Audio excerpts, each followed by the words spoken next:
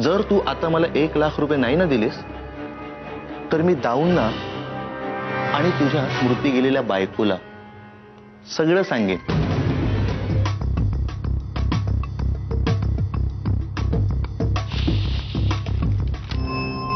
केदार भाऊजींना असं काय माहितीये जे मला दाऊंना आणि नानींना देखील माहित नाहीये. आणि यांनी केदार भाऊजींना पैसे का दिले? आता ताबडतोब ऑफिसला जा. तिथल्या सगळ्या महत्वाच्या फाईल्स आहेत ना त्या मला आणून द्या. मला सगळ्या फाईल्स चेक करायच्या. मी तुमचं आणि केदार भाऊजींचं बोलणं ऐकलं. काय? तुमच्याकडनं कसले पैसे घेतले एवढे त्यांनी? त्याच्याकडे खूप सुट्टे पैसे होते आणि दाऊंनी मला 1000च्या नोटा दिल्या होत्या.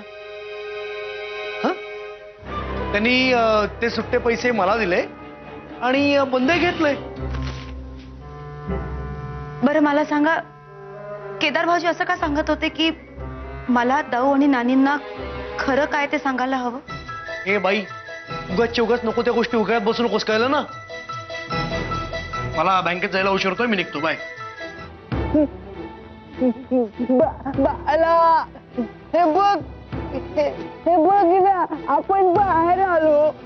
संजय आणि बाळाची काळजी घेणं हे सुद्धा तुमचंच काम आहे. विसरताय का तुम्ही?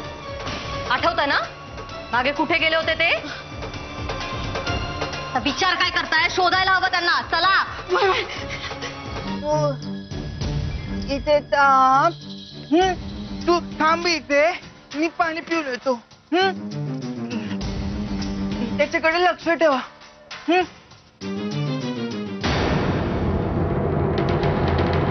दाऊंनी विक्रमला 2 लाख रुपये दिले होते बँकेत भरायला. मी विक्रम आणि काशीचं बोलणं ऐकलंय. तिला मंगळसूत्र हवंय असं ती विक्रमला सांगत होती. बरं मग? अगं, बायकोचे लाड पुरवायला तो कोणत्या तोंडाने पैसे मागेल? आणि बायकोच्या हट्टापुढे ना भल्या भल्यांची नियत फिरते.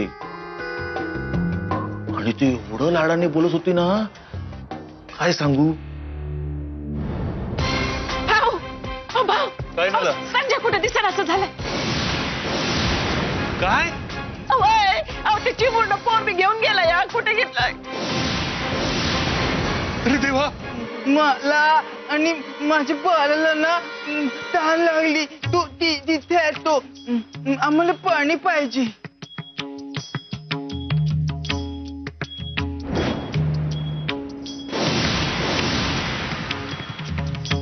अगं, विक्रमला मी पैसे दिले होते बँकेत भरायला. अजून त्यानं पैसे भरलेले नाहीत. अहो काय सांगताय काय? हो ना, पुण्याच्या ब्रँच मधून मला फोन आला होता. अजून पैसे भरलेले नाहीत.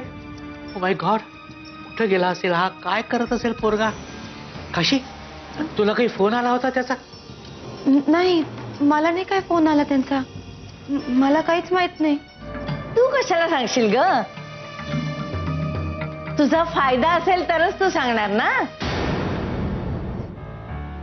म्हणजे नानी, काय म्हणायचंय तुम्हाला? मला काय म्हणायचंय ते तुला बरोबर कळतंय काशी. मला सांग, तू विक्रमकडे नवीन मंगळसूत्र मागितलं नव्हतं? नानी, मी यांना सांगितलं की त्यांना सहज जमत असेल तर. पण हेच माझ्या मागे लागले होते, हट्ट करत होते की काहीतरी मागून घे म्हणून. अगं, तू काय बोलतेस? तो वेळेवर नाही आला तर तिचा विचारायचा काय दोष? अहो पण विक्रमचा पत्ता नाही, त्याचं काय करायचं? गेला कुठे तो पैसे घेऊन? तो कुठेही गेला असेल ते मला माहित नाही, पण त्याचा काशीशी काही संबंध नाही.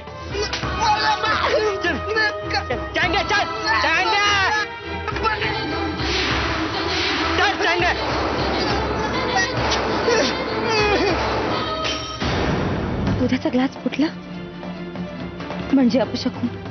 अरे देवा, आता काय समजायचं? हे पण बँकेत गेलेत आणि अजून परत आले नाही. जर तू आता मला 1 लाख रुपये नाही ना दिलेस तर मी दाऊंना आणि तुझ्या स्मृती गेलेल्या बायकोला सगळं सांगेन.